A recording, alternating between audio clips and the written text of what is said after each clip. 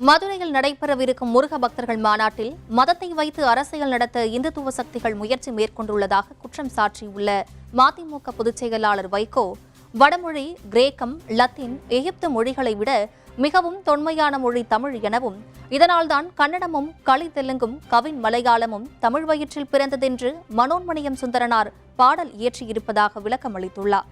Latin மொழியை விட, கிரேக்க மொழியை விட, எகிப்தியர்கள் பேசிய மொழியை விட மிக தொன்மையான மொழி தமிழ்தான் என்று கால்டுவெல் மட்டுமல்ல, மேனாட்டு அறிஞர்கள் அனைவரும் கூறியதை வைத்துத்தான் நீராறும் கடல் உடுத்த என்ற அந்த அற்புதமான நாட்டு மக்களுக்கு உணர்வை ஊட்டுகின்ற அந்த பாடலை மனோன்மணியம் சுந்தரம் பிள்ளை அவர்கள் எழுதினார்கள்.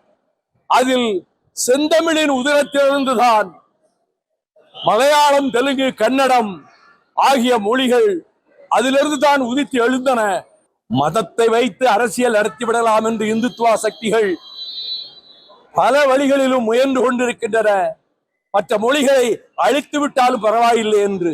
ஆனால் செந்தமிழ்நாட்டில் எப்படி தமிழ் உணர்ச்சி 70 ஆண்டுகளுக்கு முன்னாலே இருந்து பீரிட்டு எழுந்ததோ, மொழி புரட்சி நடந்ததோ, அதுபோல இன்றைக்கு கேரளத்திலே இந்தி சமஸ்கிருதத்தை ஏற்றுக்கொள்ள மாட்டோம் என்றும்,